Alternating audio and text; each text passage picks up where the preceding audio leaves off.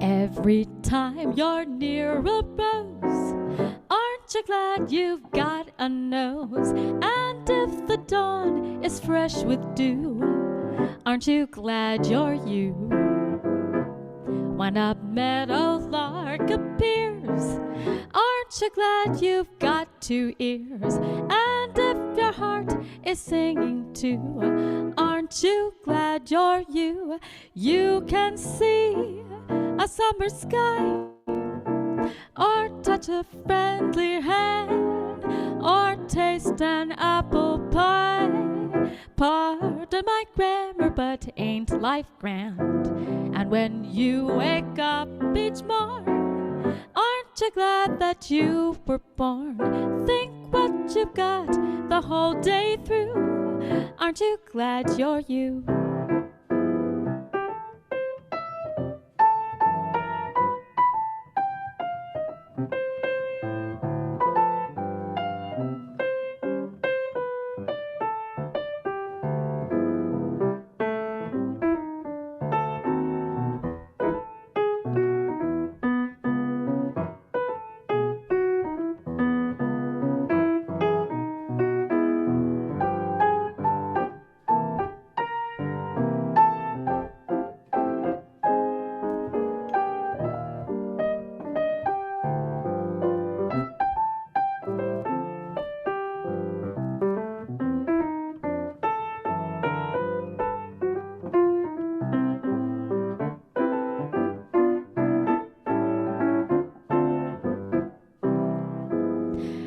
Every time you're near a rose, aren't you glad you've got a nose? And if the dawn is fresh with dew, aren't you glad you're you?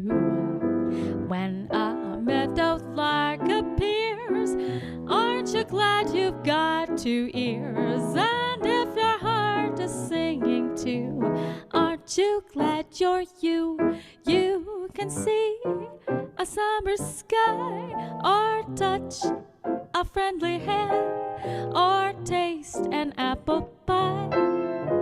Pardon my grammar, but ain't life grand? And when you wake up each morn, aren't you glad that you were born? Think what you've got the whole day through, aren't you glad you're you? Aren't you glad you're you?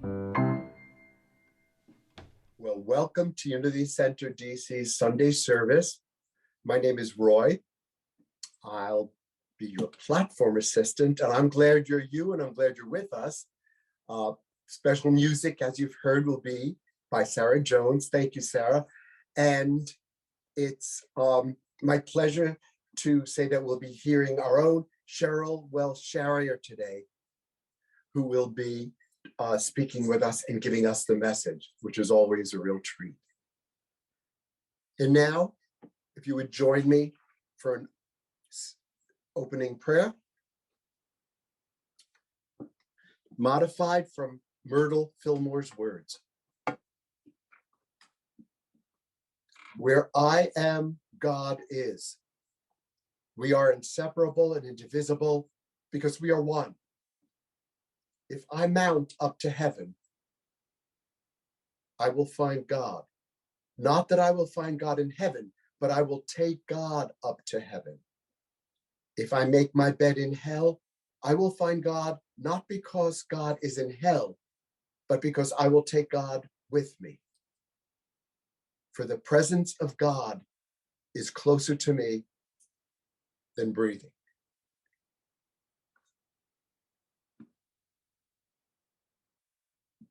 And so it is.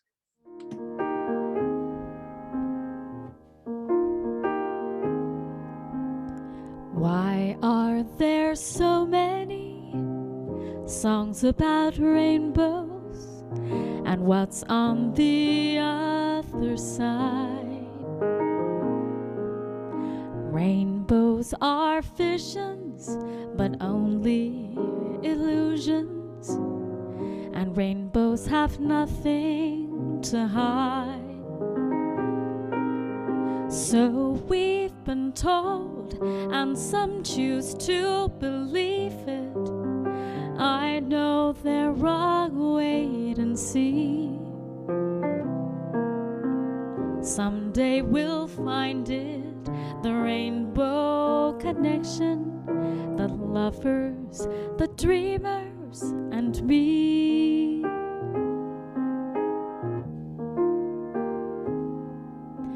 Who said that wishes would be heard and answered when wished on the morning star? Somebody thought of that and someone believed it. Look what it's done so far. What's so amazing that keeps us stargazing? And what do we think we might see? Someday we'll find it, the rainbow connection, the lovers, the dreamers, and me.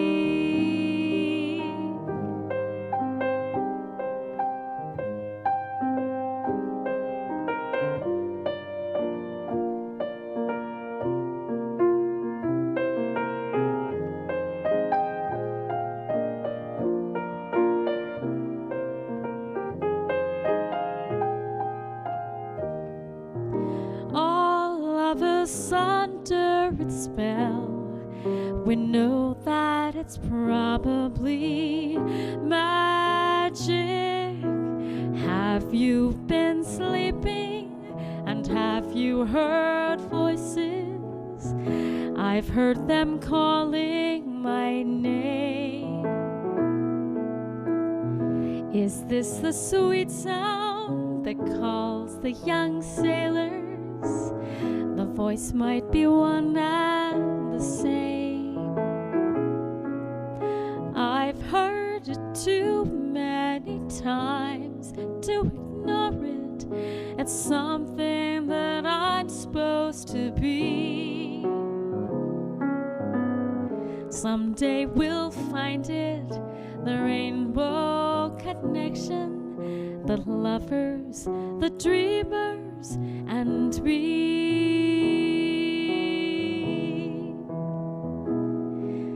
The lovers, the dreamers, and me.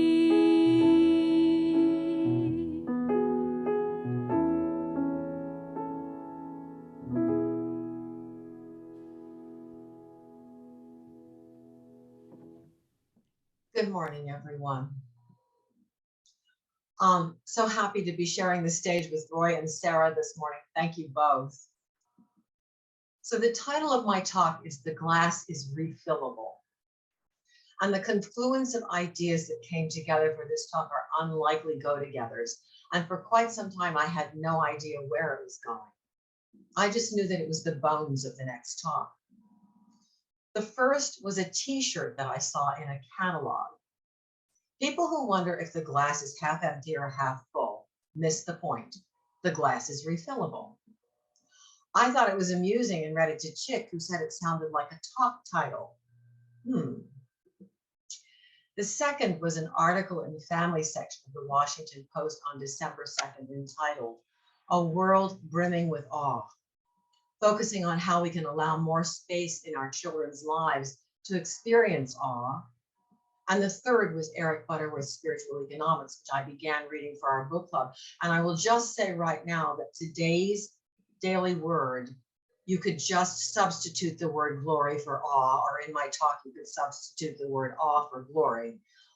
It's just perfect. As we explore this, let's keep in mind that our Lenten theme is release and renew. And Reverend Galen McDowell writes in our Lenten booklet, the resurrection was a reminder of God's grace and power functioning in humanity. So the big question for a while was, where on earth was all this going? I sure didn't know. Well, if the glass is refillable, then it can also overflow with abundance beyond what any of us can anticipate, or just make a mess, depending on where our consciousness is. And it certainly has been easy to fall into a glass completely empty funk in the last 2 years. The world has seemed completely different and unsafe, and not just because of the pandemic. But the pandemic has caused many of us to feel isolated in one way or another and anxious for a return to normal, or at least some indication of what to expect from a new normal, if that's where we're headed. While things seem to be stable and improving right now, there's no way to know if the virus will keep mutating. So where do we start? With Eric Butterworth, of course. In the great unity of all life, when you have a need, the answer is already moving on its way toward you. Before you formulate a desire in mind, it is God in you desiring. Wow, God in each one of us desiring, how awesome is that? And speaking of awe, it's not just children who need to find time and space to experience it, it's adults too. Deborah Farmer-Criss, the author of the article, wrote, "Awe is what we feel when we encounter something vast, wondrous, or beyond our ordinary frame of reference. It evokes a sense of mystery and wonder. And given its documented benefits, awe might be our most overlooked, undervalued emotion." The February 1st Daily Word said, "I appreciate the sweetness and innocence of children as they shine their divine light so brightly. Their joy and exuberant energy fills me with hope that the world they inherit will be better because of their contributions to it." So watching a little girl across the street run and skip through the yard with joy and exuberance usually fills me with the sense that all is well with the world. And if you ever see me sitting in a service like this, you'll know that that's what I'm doing, watching a little girl across the street in her yard. We can, however, get so caught up in the business of life that we forget to look at the sunset, bask in the full moon, thrill at the breeze wafting through the trees, watch the butterflies and bees flitting from flower to flower, listen through tears to a beautiful piece of music, or find joy in hearing a baby laugh out loud for the first time. Turns out goosebumps are actually good for our health and well-being. The introduction to the 12 Powers has a quote from Ralph Waldo Emerson that resonates with the idea of awe. "Great hearts send forth steadily the secret forces that incessantly draw great events. And wherever the mind of man goes, nature will accompany him no matter what the path." Awe can also be experienced in our reading. For example, this passage from Fire Shut Up in My Bones by Charles M. Blow. "Time ground to a halt, and the trees whispered in the language of God and nature about steadfastness and resilience, gently saying that one could be constantly stirred, yet not moved, bent, but not broken, that a thing well grounded and deeply rooted could ever stand." So the glass is refillable and possibly overflows. We get that. But what does awe have to do with abundance? It could be that being centered in the awareness of indwelling Christ is where it all begins, remains, and ends. It comes with awe-inspiring feelings of joy and peace and serenity. And in Prosperity, Charles Fillmore says, "Love will bring your own to you, adjust all misunderstandings, and make your life and affairs healthy, happy, harmonious, and free as they should be." I'm sure most of us are familiar with the lilies of the field verses from the Bible. This is Jesus talking to his disciples in Luke 12. "Therefore I tell you, do not worry about your life, what you will eat, or about your body, what you will wear. For life is more than food and the body more than clothing." And then skipping forward. "Consider the lilies, how they grow. They neither toil nor spin. Yet I tell you, even Solomon in all his glory was not clothed like one of these. But if God so clothes the grass of the field, which is alive today and tomorrow is thrown into the oven, how much more will he clothe you, you of little faith, chastised by Jesus? Well, perhaps not so much chastised as reminded. Sometimes it takes a lot of reminders to keep us connected and on track. This is Eric Butterworth on faith. There is a sense in which faith doesn't really change things at all. It changes the way you relate to them. So glass half empty, half full, or full to overflowing. There is always an all-sufficiency, even within the insufficiency. I'll say that again. There is always an all-sufficiency, even within the insufficiency, and it will be as you believe. So if we think there's not enough, or we can't afford it, or it won't work, insufficiency, hidden in there and waiting to be revealed to us is an all-sufficiency, which might come with a sense of awe for how faith works in our lives. But what could be the all-sufficiency in lack? A stepping back and taking time to reflect on what we do have, perhaps realizing that all our needs are met. In the novel, The Midnight Library by Matt Haig, a woman takes an overdose and winds up in a place between life and death called the Midnight Library, where she is presented with her book of regrets. Turns out she regrets almost every decision she ever made and is given the opportunity to relive some of those paths to see how they might have played out. She finds that they would have all been problematic in one way or another, and decides that she wants to live and embrace and prosper in the life that she already has. She realizes that the life that she has can be a fulfilling life. We would probably call that a spiritual awakening. Reverend Butterworth goes on to say, abundance is an ever-present reality. This fundamental truth is the base on which all prosperity programs must build. There is abundance for you right where you are. We are not talking about two different worlds, but about two ways in which you perceive and lay hold of the one world. The world in which you have lack and unemployment and hardship, and the world of ever-present, limitless substance.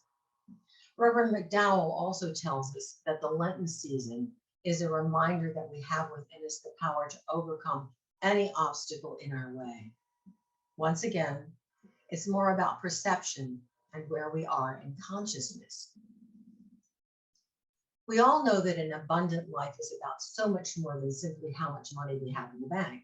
Abundant health, abundant love, and friendship are things that come readily to mind. And how about abundant opportunities to experience awe? More from Deborah Farmer Chris. How do we find awe? You allow unstructured time. You wander. You drift through.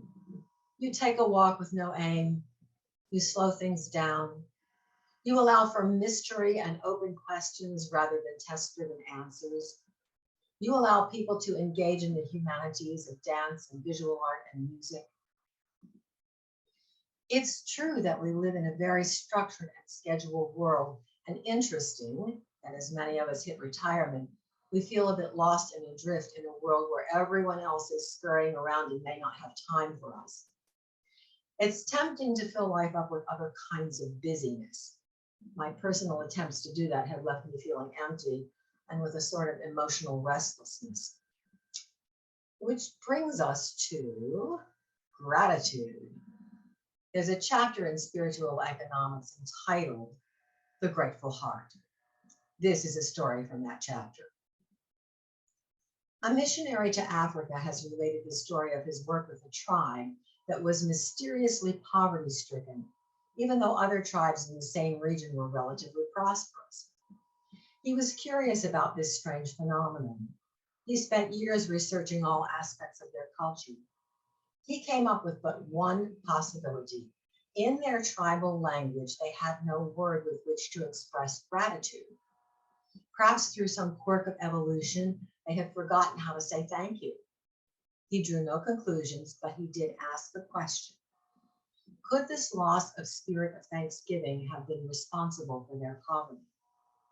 It is an interesting and revealing possibility. We might ask the same questions of ourselves. Could it be that our own financial problems may be the result of the loss, even temporarily, of a grateful heart? Certainly, gratitude contributes to our abundance. Plato said that a grateful mind is a great mind that attracts great things. I hear from time to time at a meeting that I attend, someone say, an attitude of gratitude serves me best. It's always said twice. In my mind, I'm usually going, oh, please, not again. But you know what? An attitude of gratitude does serve us best. It's okay to be grateful for this and that, or to have or make gratitude lists, but the goal is quite possibly just to be in a constant state of gratitude. Back to the article on awe. Perhaps surprisingly, the most common source of awe is other people's goodness. Keltner, a psychologist, says, it's kindness and courage. We really have this capacity to be moved by other people. Fred Rogers famously described how this source of awe can be emotionally protective for children. When I was a boy and I would see scary things in the news, my mother would say to me, look for the helpers. You will always find people who are helping. Good advice for us right now. And isn't that what we do in unity? We help each other. Anderson, another source, says, my hope is that awe can be an emotion that we leverage for the greater good of our communities, of our country, and of the people around the world. A full glass indeed. I started thinking about which of the 12 powers would be at work here. I suspect that there's a lot of overlap, but imagination is the power that stands out for me. Cora Fillmore says, intelligent seeing is a form of divine imagination. We should always behold ourselves in a state of keen, intelligent knowing. We should see God, good, as the foundation on which life is built. We should see God, good, as the source of life, and we should see ourselves majestically springing from that source. Talk about inspiring awe. It would be great if this happened in one great bolt of lightning experience, but awakening to a life of abundance in all things, to a glass overflowing, often requires practice. Just as musical talent unfolds and is nurtured through practice, so is our spiritual life. How do you get to Carnegie Hall? Practice. How do we arrive at the ability to find the awe in life? Practice. Those of us in unity are quite good at that. In Friends in High Places, Thomas Shepard says, New Thought Christians never shirk from learning from experience and readily engage the power of reason in both intuitive right brain and intellectual left brain thinking. One way of experiencing an awe-inspired full glass is through affirming divine order, resting in the knowledge that divine order is always at work in our lives, and then trusting and having faith that it is so. One wouldn't think of digging up a seed that has been planted in a garden to see if it's taking root and growing. Prayer is a seed we plant, and order is the process of life unfolding within each of us. This is from Trust in Divine Order by Reverend Yale Dover. The following affirmation is from Cora Fillmore's The 12 Powers, and Karen is going to put that up on the screen for us. We'll say it twice. Let's take a deep breath first.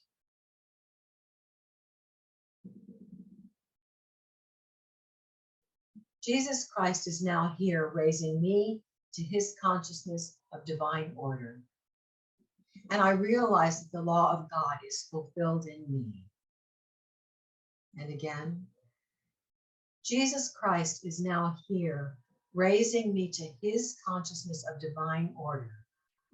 And I realize that the law of God is fulfilled in me. Thank you, Karen.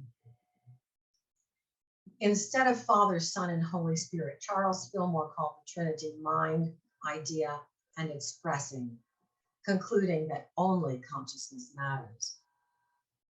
In the Sermon on the Mount, Jesus tells us, ask and it will be given you, search and you will find, knock and the door will be opened for you. For everyone who asks receives, and everyone who searches finds, and for everyone who knocks, the door will be opened. That's from Matthew 7. And I have no idea why, but when this popped into my mind, it came as a rap. I'll spare you any attempts at rapping and leave it to your imagination. Abundance in all things is always available to us, but we have to take action. And our action right now is going to be a non-action, meditating. So let's take a moment to become centered in our hearts.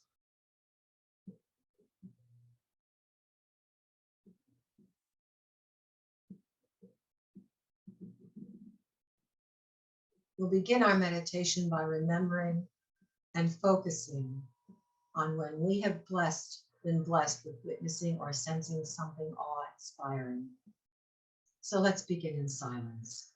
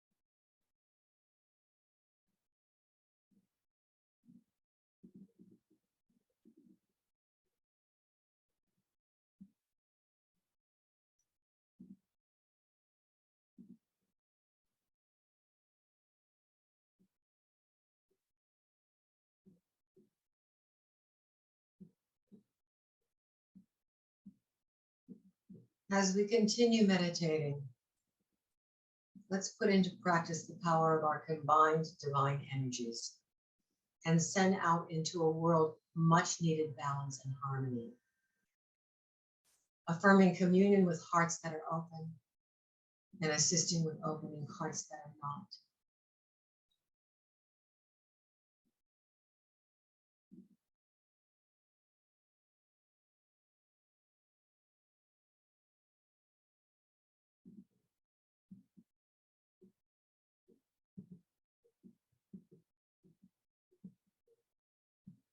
And for this opportunity to serve, we are so grateful. We are so grateful. We are so very grateful. And so it is.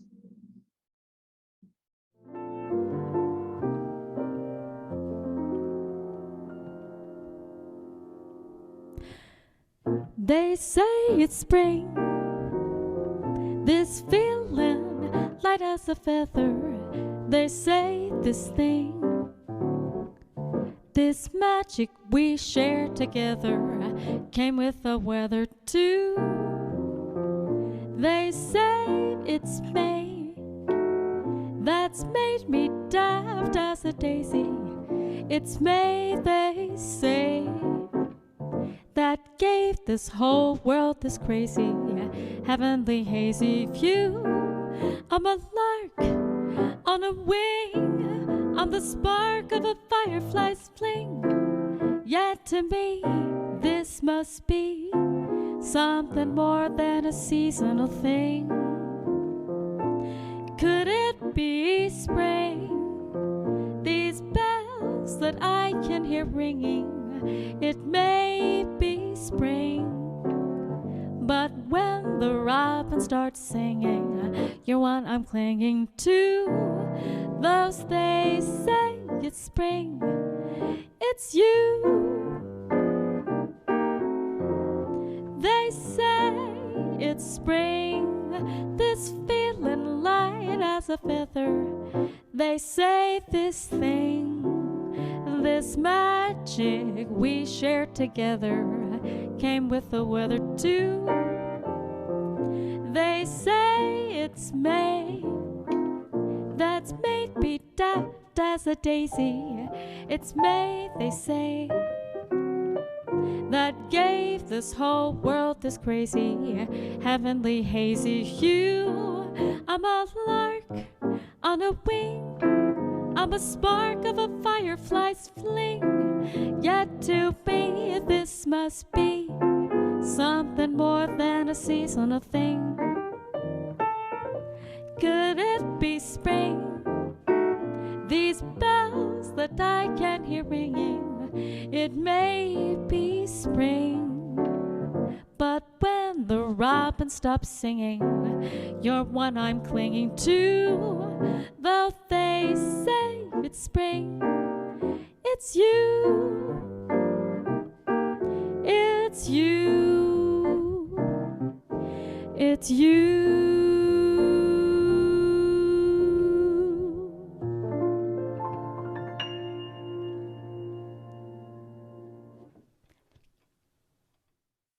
And now if everyone would join me in a closing prayer.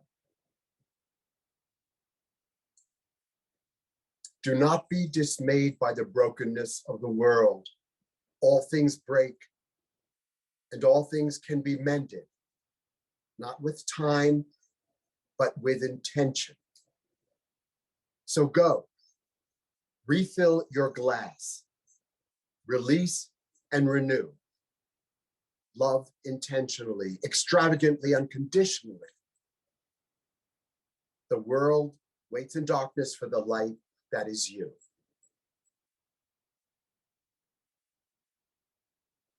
And so it is. We are so blessed here at Unity Center DC for extraordinary speakers, talented musicians who share with us each week their God gift, their message, their inspiration. And for us as recipients, I'd like you to take this moment and be grateful.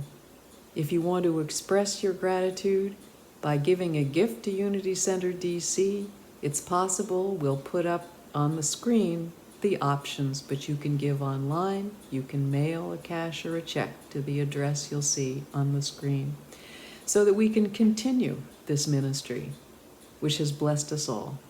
Thank you.